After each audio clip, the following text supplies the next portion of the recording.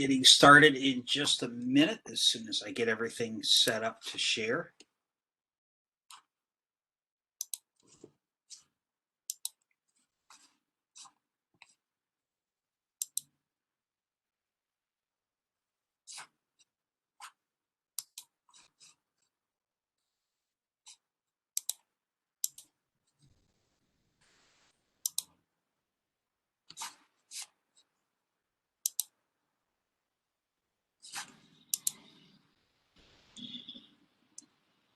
Okay, I've got 4 o'clock, so we'll get started. Hopefully cover some more on recursion and give some more detailed examples and make it clearer.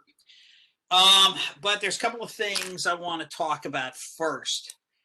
We are going to talk about Project 1, and I've been talking to the TAs. Apparently, I caused a lot of confusion with the video I shared last week. So I want to go through that carefully and make sure everybody understands what the actual assignment is. I also do want to remind everybody that test 2 is next Wednesday. That'll be the 14th on the material up through and including today. Recursion will be the last topic. Monday, the 12th, will just be a review. And we can also cover a lot of things. And since that's the day the program is due, we will have some time probably to answer questions on the project as well. The test itself is going to look like exam 1 in the sense that it'll be on Blackboard. It'll be during the class time. If for whatever reason that's going to cause you a major problem next Wednesday, you need to let me know. You will be given appropriate time. Most of you 90 minutes. Others of you, we're already starting to make arrangements. It will have 10 true, false, or multiple choice questions, about 5 short answer questions, and 2 programming questions. It's cumulative in the sense that computer science, everything builds on everything else, right? You're not allowed to forget what an integer variable is. You're not allowed to forget the difference between integer division and real division, floating point division, things like that. It's going to emphasize the material we've covered since last test. There is going to be a sample exam on Blackboard. I'm about halfway through putting it together. We will go over it in class on Monday. It looks like this. As you can see, I'm starting to build. I mean, it's a sample exam. I don't care if I share with it. It's a sample, you know, I'm starting to build it. I've got function questions and recursive function questions and file IO, and I need to add questions on 2D lists. There will be a question about testing as you go, things like that. I just need to finish putting these questions together. You've got your short answer questions and things like that, and your 2 programming questions. Hopefully, I will get that on Blackboard tonight. If not, you know, tomorrow at the latest. It's something that will be there for you to practice on. Again, it's not going to be graded. It's really a study guide, a practice using Blackboard to take exams, because you didn't sign up for this to do this. You know, you're used to exams in classrooms and so on. But wanted to make sure that's out there. Project 2, I will release for those who have finished Project 1 and want to get ahead. Project 2, I will release this coming weekend. Starting with Project 2, we will differ from the majors. Your Project 1 is the same as the majors. Project 1, your Project 2 and 3 will not be. This section will have its own separate Project 2 and 3. I've been coordinating with the TAs, making sure we're all in line on what the assignment is and that it's appropriate and we're good to go. So that will be released this weekend for those who want to get ahead. It will be due April 26th for those taking notes. Okay, it's actually the easiest, in my opinion, of the 3 programming projects. It's straightforward file IO and 2D lists and things like that. But it gives you practice at applying Python to something that's appropriate to your major. It's not a build a game. Okay, so administrative, that's coming up. Project 1's due next Monday. Test 2's next Wednesday. Project 2 gets released over the weekend for those who are ready to start on it. And now I want to clarify Project 1. As I said, I've been talking to Kevin and Mariah, and I showed you that 3-minute YouTube video early on to try to give you an understanding of the what the game Mancala is for someone who hasn't seen it before.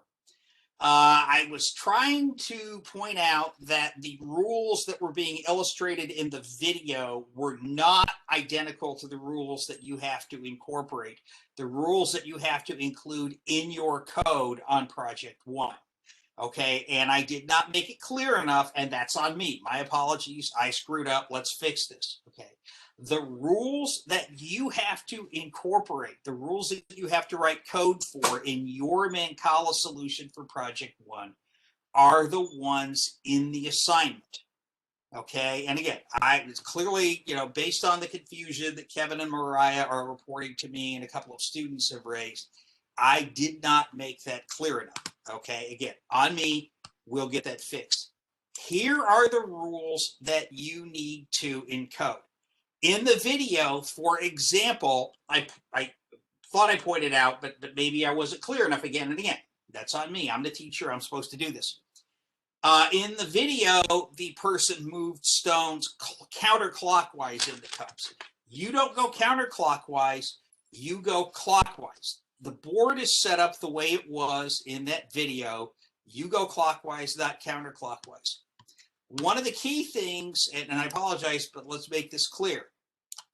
In your program, a player gets one turn, with an exception we'll talk about. When player one is finished, it's player two's turn. Apparently, there's some confusion that in the video, people think that player one took 2 turns in a row or 3 turns in a row or whatever. That should not happen. Okay. In your code, players take turns. When player one's turn is done, it's player two's turn. When player two's turn is done, it's player one's turn, and so on. Okay.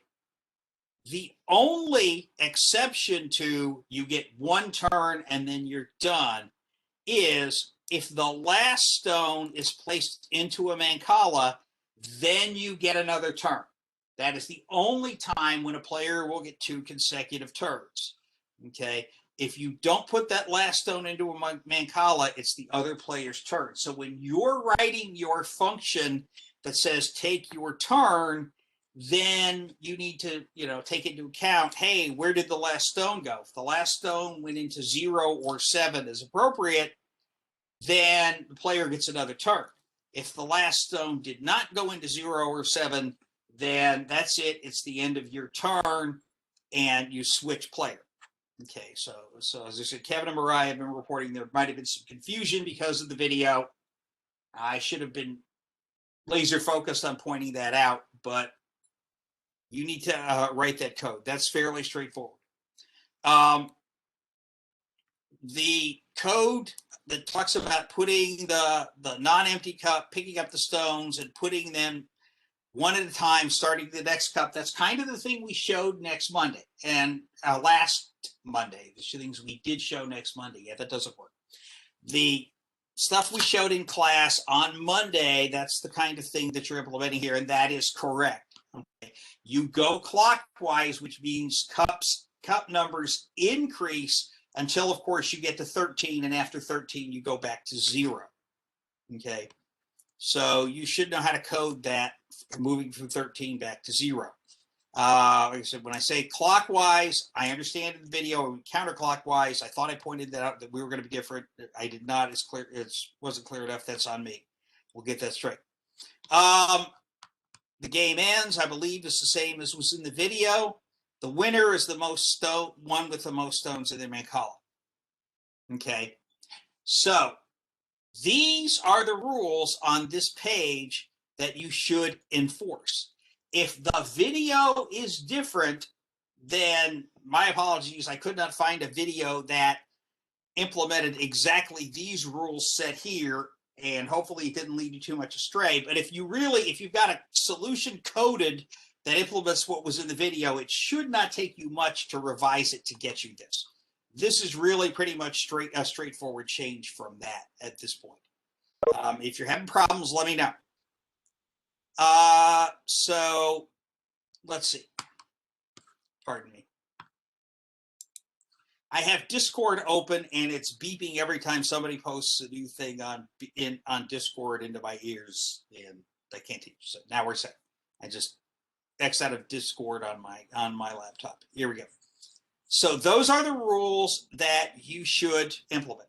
As I mentioned, by this past Monday, you should already have your function written that gets the names of the players and handles them and set. That was straightforward.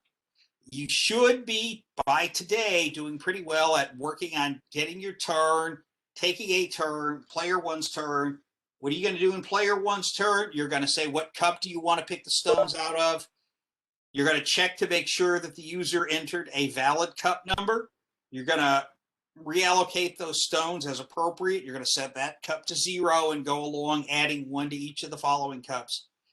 And then that turn is done, but you have to check and say, did it end in the right Mancala? If it ended in the Mancala, then player gets another turn. Otherwise, switch turn to player 2, get that cup, and so forth.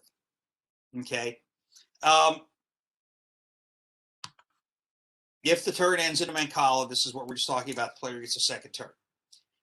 You keep going until one of the 2 rows, 1 through 6 or 8 through 13, are completely empty, and that's when the game ends. And then you just count the number of stones in 0 and count the number of stones in 7 and print who won. This, step 7, should be fairly trivial for you, right?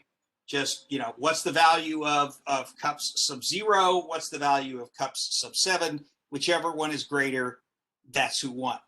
After each move, reprint the board. That is just calling the functions that were provided to you with the appropriate arguments. You were given the functions and the parameters and everything else.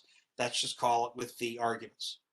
So that is pretty much what the program is. And again, if I cause confusion, if caused delays or misdirections, my apologies. As I said, talking to Kevin and Mariah, it seems like there is some confusion. This set of rules right here on this page in the assignment, that's what you need to be implementing. Do not go counterclockwise, even though in the video it did. Go clockwise, okay? And you get 1 turn at a time unless you end in a Mancala, then you get another turn. Okay, so that's where we are on Project 1. Still got 5 days to do it, but don't wait till the last minute. Should be working on it.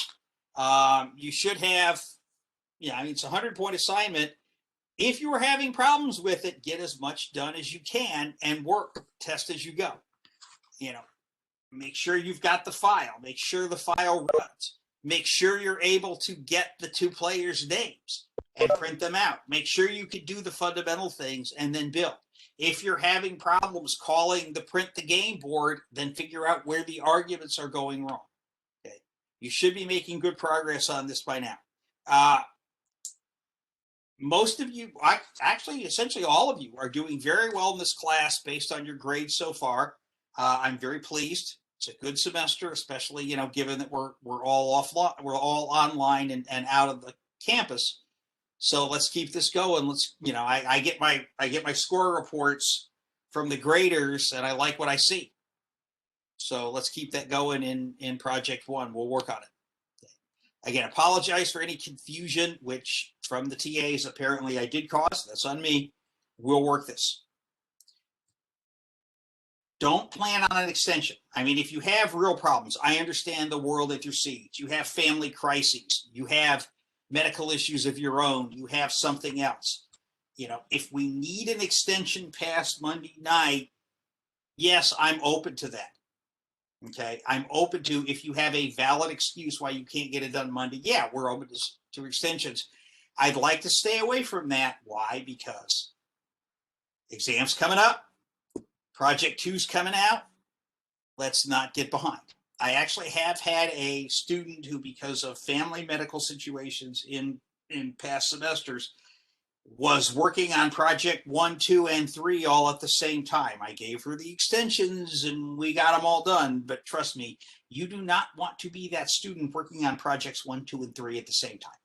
Please don't do that to any of us. Okay.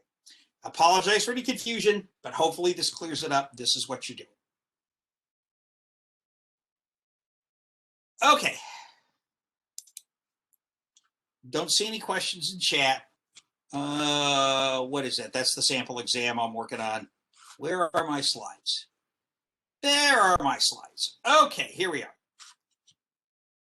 So let's get back to recursion. Now, we talked last time about how stack frames work, about how you tell what function is executing, about where you return when the function ends, and about what variables, functions, etc., are in scope, how Python controls. But I only gave you the one example of recursive code, which was factorial, which was pretty straightforward. So now we want to get into more examples and hopefully illustrate some purposes. The first thing we're going to get to is the Fibonacci sequence. Now, I've written the Fibonacci sequence code. There's actually a typo in this page, which I will fix right now. That's a 2.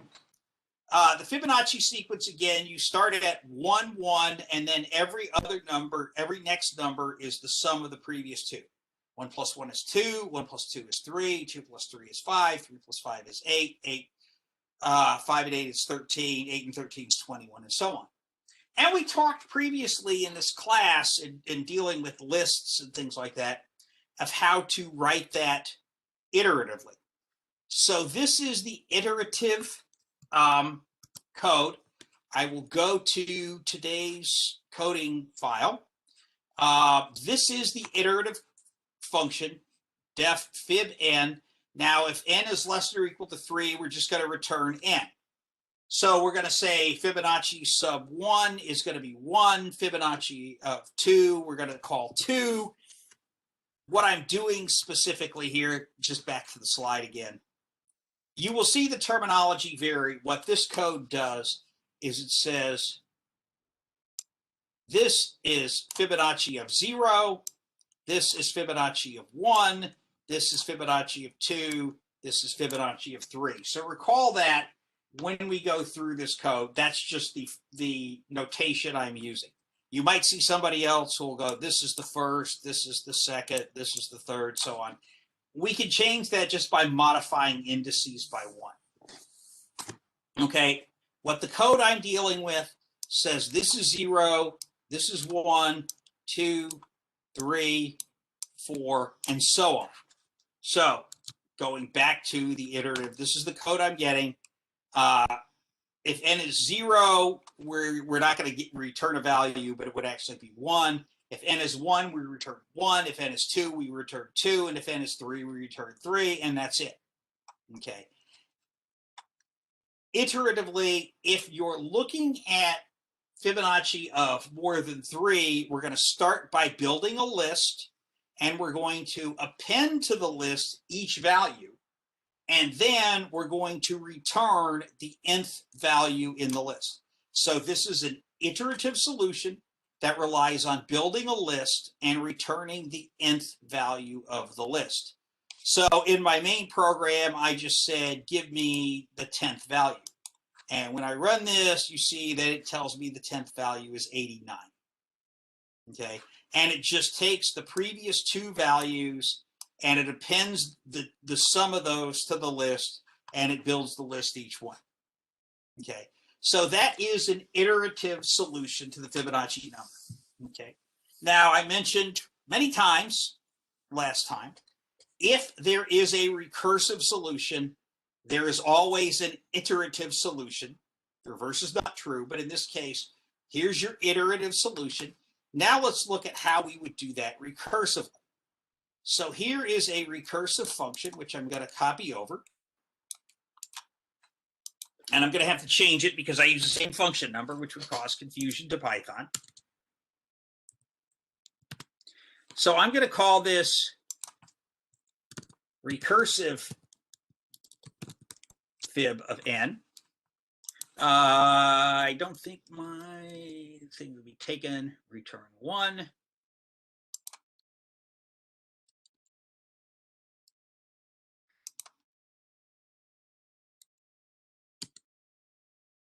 Okay. Oh, this indentation is not right. That's the problem.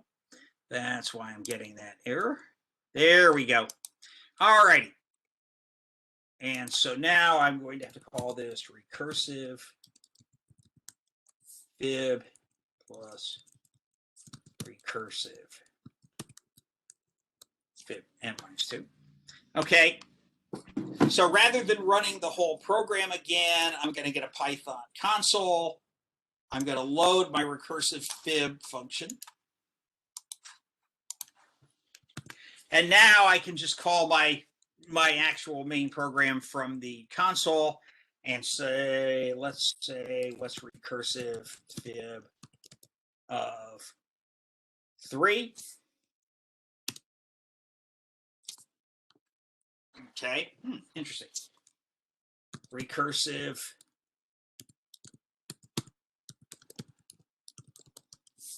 of 1 is 1, which is correct. Recursive fib of 2 is 1. Okay, I use different notation.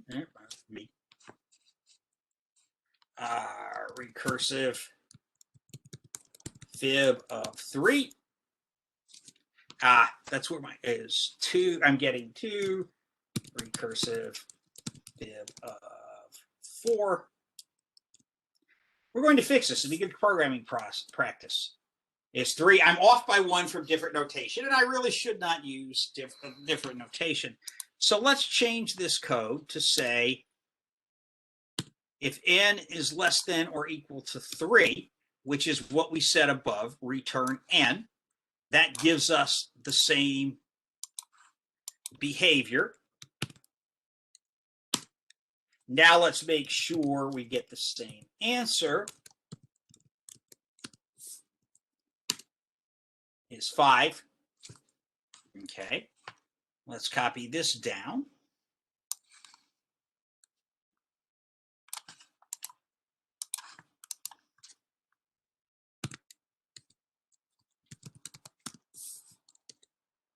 Okay, now we're getting the same answer, which is good. Okay, so here's what I've done recursively. I start the same way. If n is less than or equal to 3, so this is my base case. Okay, this is the problem that is so simple. I can handle it myself. I don't need, any help. I don't need any recursive case. I don't need to find friends who can walk a mile with my laptop or anything else. Okay, I can handle this myself. If n is less than or equal to 3, just return n. Okay, otherwise, this is now my recursive case.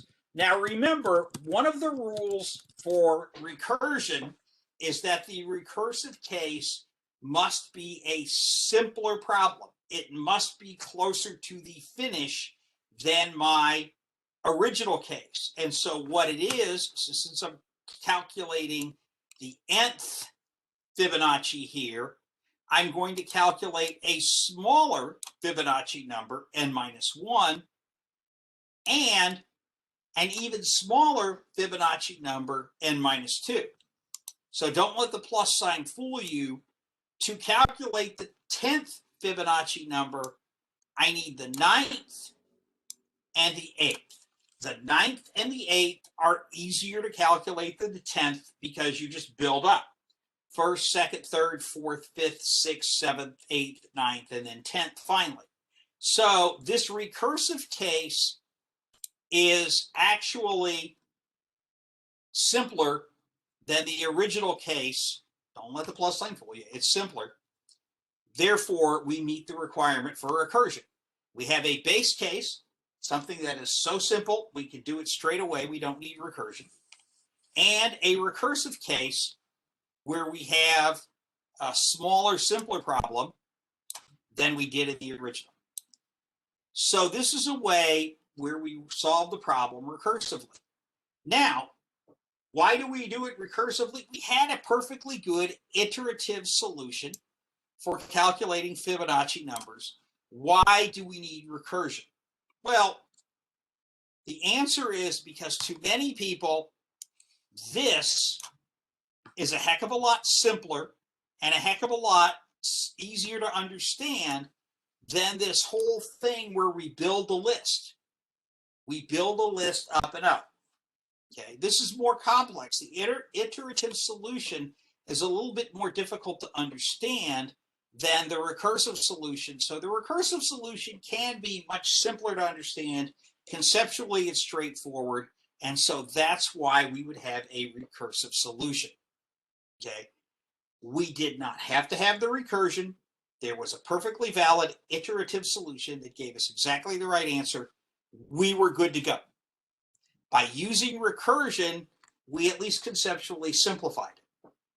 Now, whether this is actually faster or whether this is actually slower, whether it uses more memory or less memory, you'd have to instrument your computer. You'd have to take measurements to see if this is faster, slower, bigger, more compact. Okay. I will tell you in general, recursion is a little bit slower. It's not hideously so. It's, it's not noticeable. Both the iterative solution and the recursive solution come back in reasonable time. So, yeah, let's use recursion here. Plus, computers are fast, memory's cheap, not a big deal. We do it because it's simpler. Now, I'm not going to walk all the way through, but this is, I think, the same site I used last time to walk through the iterative solution. I'm sorry, that's the iterative solution. I want to walk through the recursive solution. The iterative solution is boring.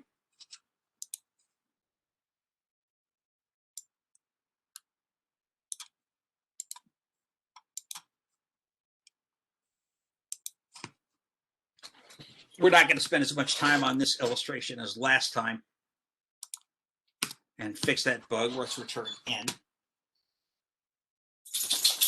Okay. And then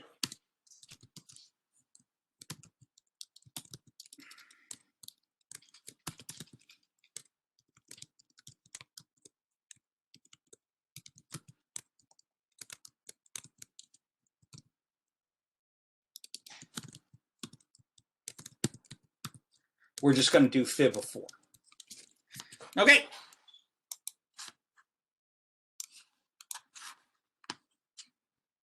Okay. So we start. And we can see that we have our global frame. Our main program is executing.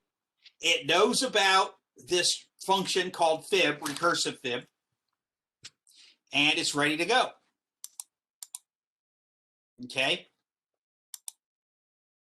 So now when we call fib, we have the argument was 4, so n now has the value 4.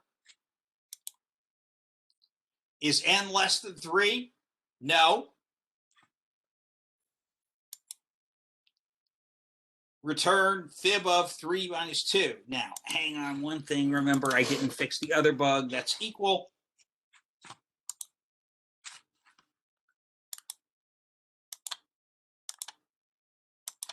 Okay, here's the right place. So now we're returning recursively. Where we are is this right here. This has to be evaluated.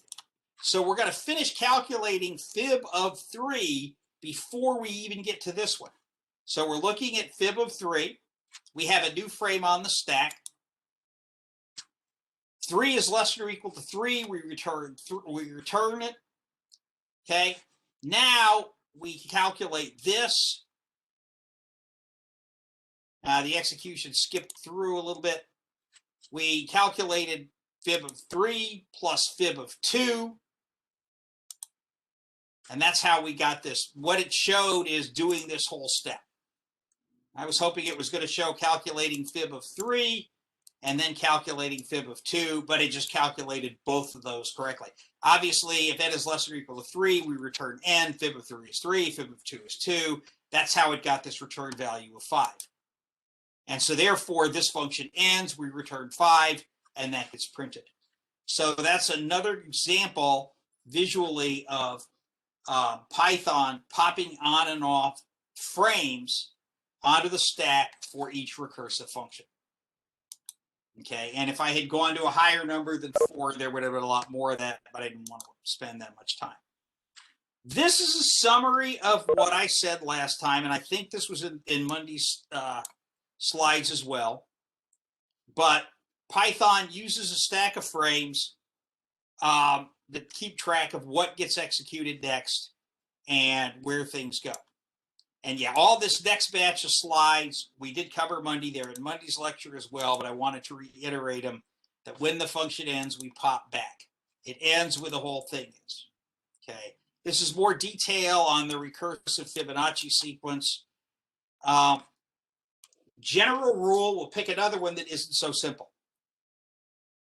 If you're going to solve a problem recursively, the first thing you have to identify is the base case. If there is not a base case, you can't use recursion. If there is not a problem so simple you can solve it directly, you can't use recursion. There has to be at least one problem you can solve straight away, the base case. There may be more than one, and in the next example, there's going to be more than one. Hint, that's an exam. That's a question on the sample exam. There can be more than one base case. There has to be at least one. Now, the second thing is the recursive case has to be simpler than the original case. If the recursive case is the same as the original, you're never going to get to a solution. You're always going to be in a circle. You're going to be in an infinite loop. It's not an infinite while loop. It's an infinite set of recursive calls. You're never going to be able to solve a problem. So step one, you have to be able to identify clearly at least one base case. Step two, you have to be able to describe a recursive case that is simpler than the original, that is a subproblem of the original problem.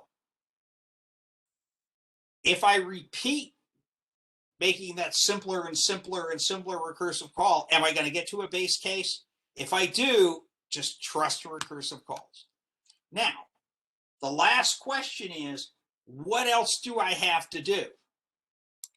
Once this recursive call returns, what do I have to do to get a solution to the whole problem? Okay, you have to make sure that this recursive case returns something that you can then use to solve the entire problem. I mean, think about factorial of 10, right? You're calling factorial recursively. Okay, I want to make a recursive call to factorial of 9. I get the answer to factorial of 9. What do I have to do to get 10 factorial? I have 9 factorial. Now what do I do to get 10 factorial? If I can't get something that gives me 10 factorial, then I haven't done anything. I have to solve my problem. I have to solve the original problem, calculate 10 factorial. Now, obviously, in that simple factorial case, you know, if you have 9 factorial, they get 10 factorial, you multiply by 10, and you're done. That's what you need to be able to do. You need to be in a case where you say, okay, I have the answer to my simpler problem. Now, the way to get the answer to the full problem is to multiply by this, divide by this, add something else, and what have you. Okay. So we're going to get into a slightly more complex example. And that is looking at a string to determine whether or not it is a palindrome. Now, a palindrome, as you all know, and I think we've used an example already in strings in this class, but to review, a palindrome is a string that is spelled exactly the same forwards and backwards. Okay, for this example, we're going to assume spaces have to match, punctuation has to match, and what have you. I'll show you how to fix that so that you don't have to do that in a minute. But for now, we're just going to look at this string and say, if I start at the beginning, letter by letter, and I start at the end, letter by letter, do I get exactly the same thing? If I do, that is a palindrome.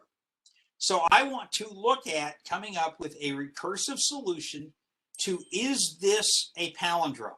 Is this string a palindrome? I have to come up with base cases. And here's a good thing. I can come up with multiple base cases. I'm going to say that a string that is an empty string, there are 0 characters in it, is a palindrome. Why do I say that? Well, empty strings are real things in Python. And the instant I don't address empty strings, somebody's going to input them and it's going to crash my program. So I need to address empty strings, and I'm going to say that one of my base cases is, by default, an empty string is a palindrome. Yeah, I mean, it makes sense, right? An empty string forward, an empty string backward, we're cool. But what if the string isn't empty? It has 1 character long. If the string is 1 character long, then apparently, at least to me, it's spelled exactly the same forward and backward. So my next base case is a string that is 1 character long is a palindrome. Now, another base case is I'm just going to look at the first letter and last letter.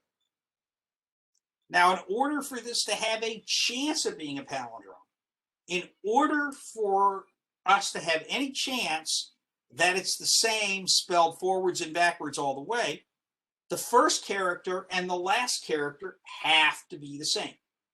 The fact that the first and the same are the same, the first and the last are the same, does not guarantee that it's a palindrome, but it gives it a chance. If the first character is different from the last character, it's not a palindrome. That is a base case. Okay, and the simplest example I've given here is the string cat is not a palindrome. It starts with a C, it ends with a T. The first and the last letters are not the same. So we can conclude it's not a palindrome. And obviously CAT forward, TAC backward, yeah, clearly not a palindrome. Base case number 1, if it's an empty string, yes. Base case number 2, 1 string, 1 character long string, yes. Base case number 3, the first character is different from the last character, no. Those 3 cases I can solve without reference to anything else, without help from anybody else. Therefore, those are my 3 base cases. Okay. Everything else is going to have to go in the recursive case. Now, the only way I'm in the recursive case is this thing is at least 2 letters long, and the first character is the same as the last character.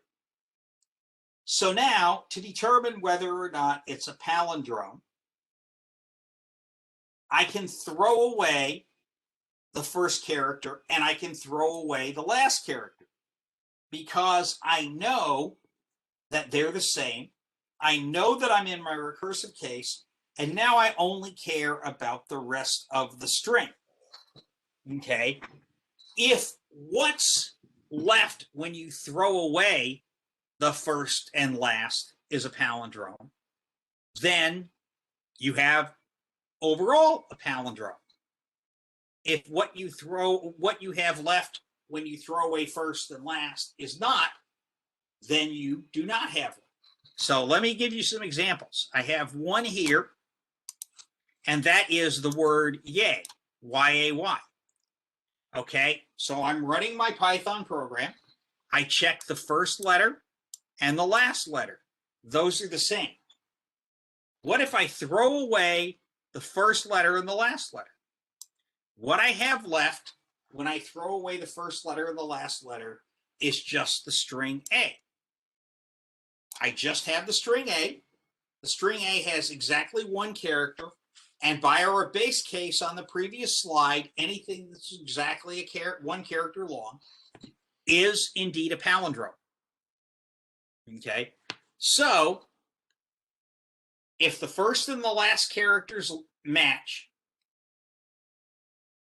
then if what's left is a palindrome, then the whole original string was a palindrome.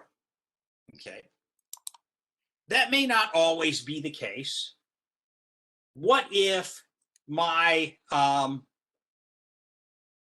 original string is something like this. Clinic. And let's not worry about case. Okay, clinic. So, is clinic a palindrome? Well, the first, it's not 0 or 1 character long. The first and last match. So maybe. Now, what I'm going to do is I'm going to throw away the C's.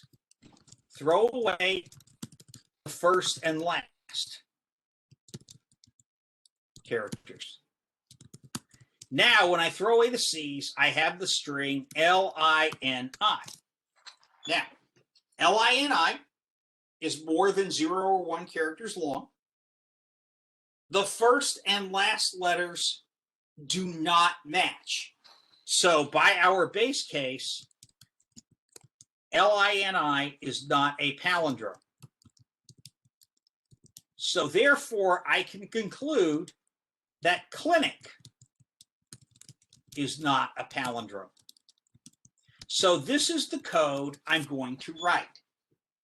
Anytime someone hands me a string and says, check to see whether it's a palindrome, I'm going to see if it falls into my base case. And if it doesn't, I'm going to have a recursive case that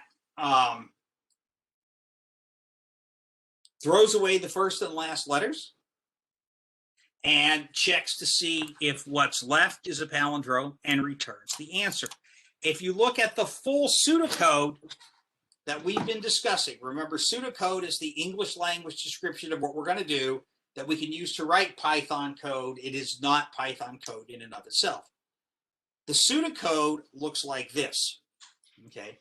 To determine that x equals some arbitrary string is a palindrome, true or false, the first thing you do after you check the length is check to see whether the first character equals the last character. If it does, you create the new substring, new x, by throwing away the first and the last character. And I've given you a way to do that in there below that, and we'll write that code. And I'm telling you that your answer for the original x is going to be exactly the same as the answer you get for this new substring, new x. Okay, and then there's a couple of examples down below, but what I want to do is go right to PyChart. Okay. So we're going to write the recursive palindrome function. Def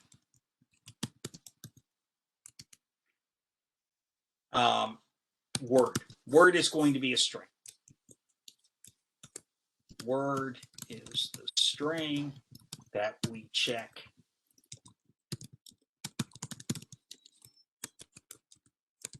We return true if word is a palindrome.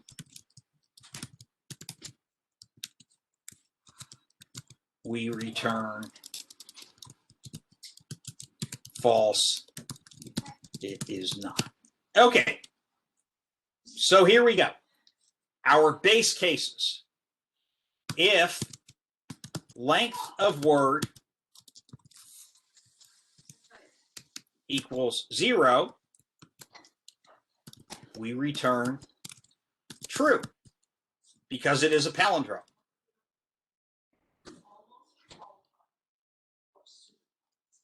Now, I could write this a number of different ways, and I'm going to explain them.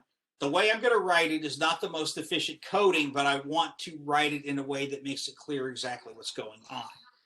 So, else if length of word equals 1, we return true. Okay? So that tells us that if the length of the word is 0, we return true because that's an empty string. If the length of the word is 1, we return true because that is a 1-character long string.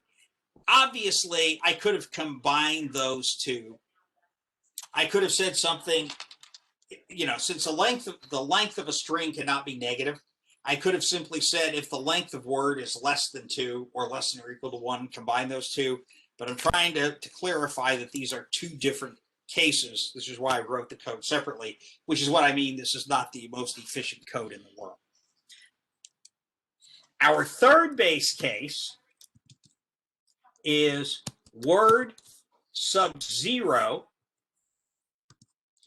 is not equal to word sub -1. That is, the first character is not equal to the last character. Then that's our last base case, and so we return false. Okay, so now we have handled base case 1, base case 2, base case 3. Now we can finally get to the else, which is our recursive case. And now what we're going to do is we're going to calculate whether the substring that consists of everything in Word except the first and the last letters is a palindrome. So the way we do that, the way we construct the string that's Word minus the first and last letters, is we simply say Word. Again, I'm going to not use the most efficient coding, but I'm going to try to be clear what's going on. New word is our new string equals word, start at 1, and go to -1. Remember, when we substring, we do not include words of -1. This leaves out the first and last letters. So this is how I create a new string that's a substring of the previous, and it returns that value of that substring that's everything less that's everything except those first and last letters. Okay. And now what I'm just going to do is I'm going to return whatever the value is. What's my function name? Palindrome of new word. Okay. So this is my function.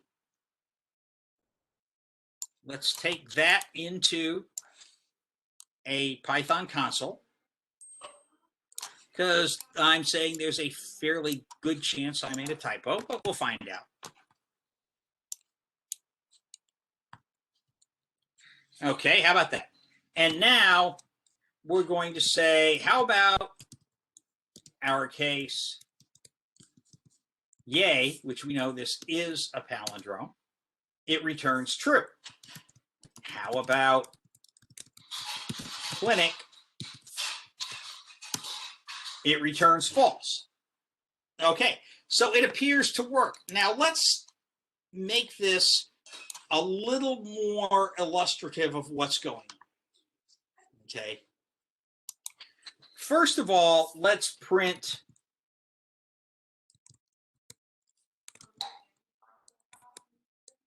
word is,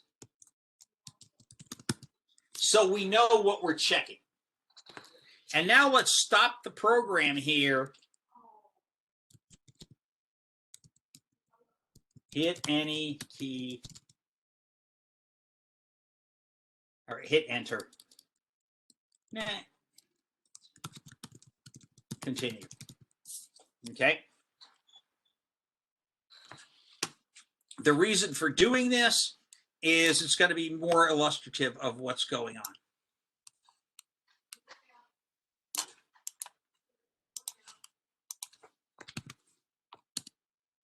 Okay, now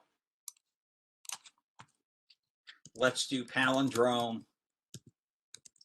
VA. The original word we're checking.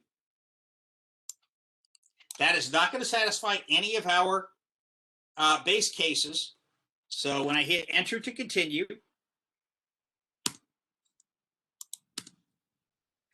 you can see that I stripped off the first and the last letter, and I called recursively in the recursive case, new word, word with the first and last letter stripped off, and I called the function recursively with A, and now we're a base case, and so now when I do that, we return true. Okay, and then the return is passed up. Similarly, when I say, what about clinic? Okay, we call the function. The word is clinic. The C's, it's not a base case, the C's are going to match. So what's going to happen is my function strips off the two C's and calls palindrome with the string LINI. Now, this is going to be a base case. The L doesn't match the I, and so it's going to return false. So that's how this function is working. It's working recursively. It's calling itself on shorter and shorter strings. Okay. And if I gave it something a little bit more complex, I'm going to make up a string, CAB, BAC, space, CAB, BAC.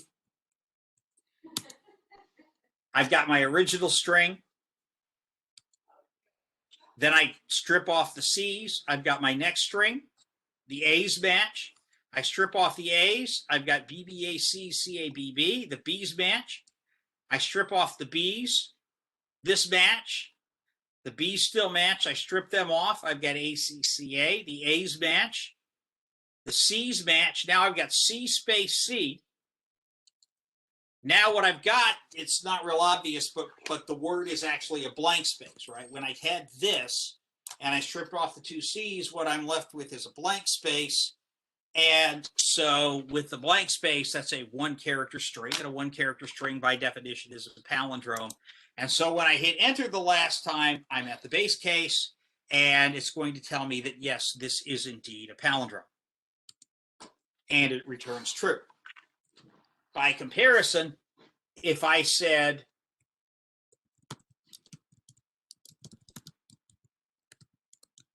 CAB, BAC, space,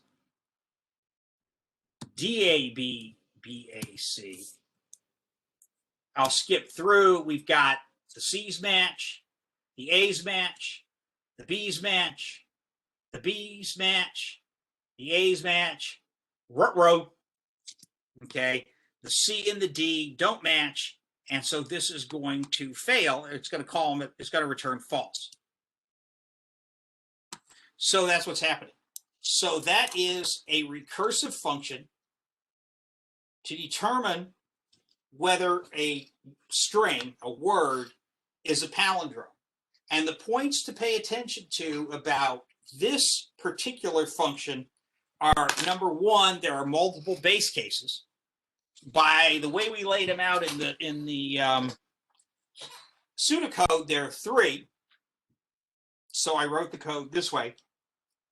And there is a recursive case, and the recursive case is created by simply shortening the word, shortening the string by stripping off the first and last characters, because we know they match. And because we know, when we worked at the algorithm, when we laid it out, we know that if the first and last characters match, then whether the whole string is a palindrome is the same answer as whether the string, when you throw the first and last characters out, is a palindrome or not. So this thing with the DAC, this last example here, okay, This whole thing is not a palindrome because if you spell it backwards and forwards, it's different because here's a D and here's a C. When you work through the algorithm the way we've defined it recursively, that's how you get that answer. Now, could we do this iteratively? Yes, by definition, we could do it iteratively. The way we would do it iteratively is we would start at the beginning and we would start at the end, and we would simply build a new string by going back to front. So we would say, if we wanted to do this iteratively, we would say we have word. We would say iterative for I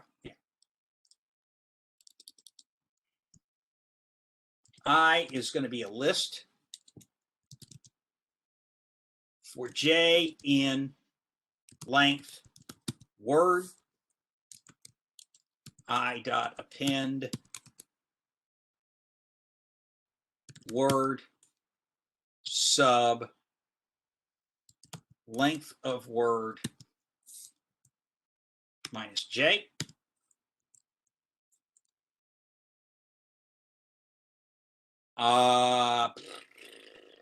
First thing we're going to append is 0.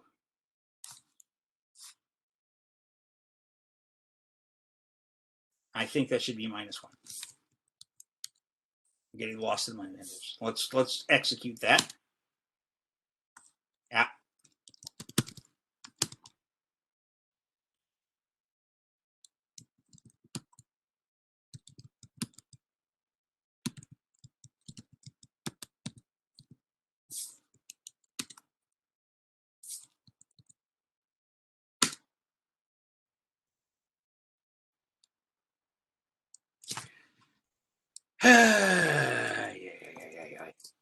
Live demos, aren't they wonderful?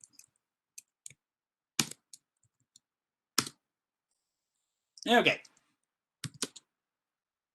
Okay. I word or reverse word equals dot join of I.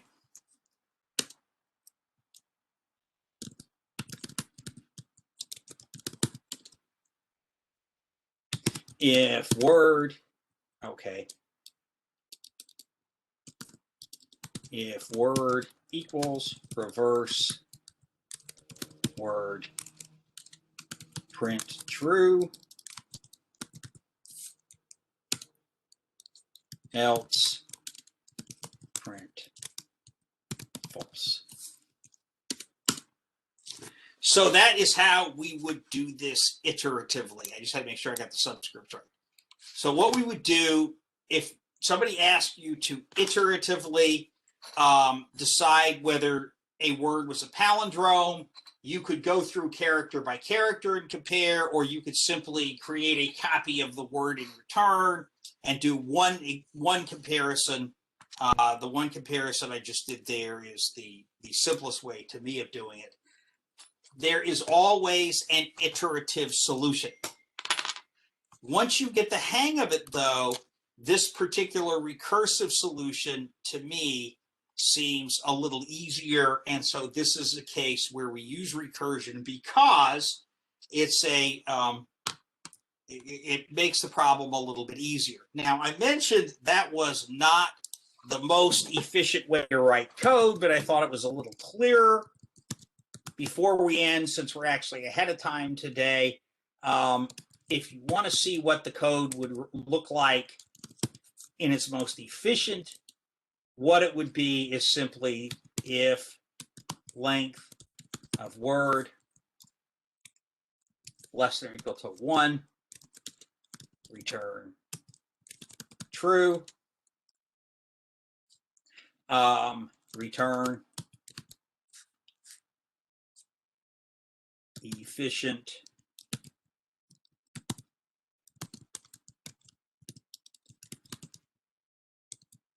word 1, -1.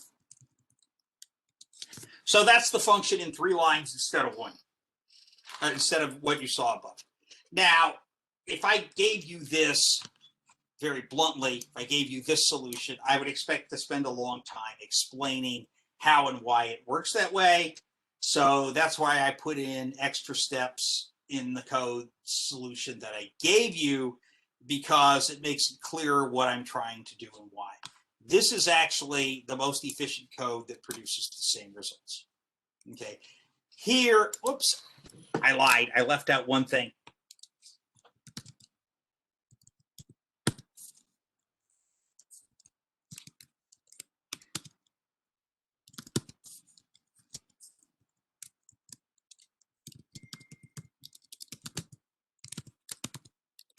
I left out my other base case. Okay, 5 lines. I lied. Not 3 lines, 5 lines. Here, what I did, I combined 2 of my base cases into 1 base case. So I got that all in 2 lines of code. I took advantage of the fact that the length of a string can never be less than 0. So by saying if the length is less or equal to 1, that covers the cases of 0 and 1 in the same thing. This is my other base case. Because a function ends when a return statement is executed, I don't actually need the else or the elif here, because the only way I got here to this line in code, the only way I ever got here is if this is false. So I already know that's not true, so I don't need an else or an elif to get here.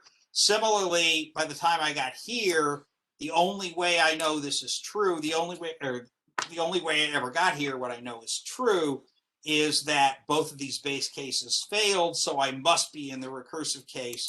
And this is just a way of leaving out that creating a new variable and illustration and everything. I can just directly invoke the string. Why can I directly invoke the string? Because strings are immutable. So Python, by definition, is going to create. This is not a list; it's a string.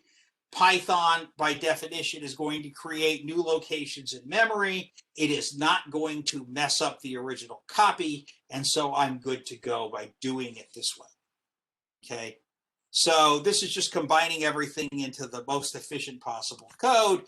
But as I said, to me, this is a whole lot more clear. And I will tell you from now, more time in professional computer science and computer security than I ever thought would be possible. Clarity of code is a whole lot more important than fewer lines. When you're starting out, fewer lines is important. It's your street cred. It's your I'm the coolest, I'm the best you could ever see, what have you. Once you get past starting, you realize it's a whole lot better if people understand this. Why? Because the last few months, I've been working for some people in the United States Space Force who are in California and Colorado, and I'm really tired of getting phone calls from California at 5 p.m. their time, which is 8 p.m. my time, saying I don't understand what your code's doing. Tell you what, I'll write the code so you can understand what a code is doing, and then I don't get phone calls at 8 o'clock at night. So anyway, that was actually all I wanted to cover on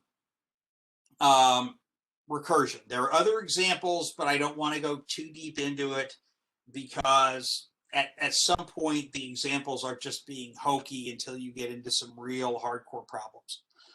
You understand now what recursion is and why it's useful. Okay. But more important, and of course there will be, as I said, when I get the sample exam out, you can see there's a few recursion problems on it.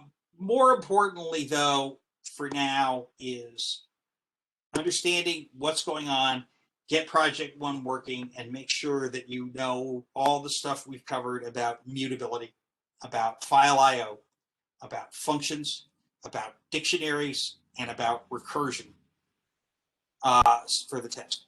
So it's 5 after 5. I'm going to let you go 10 minutes early. I'm certainly here if you have any questions on project 1, if you have any questions on homeworks, labs, anything else, I'll be happy to help you.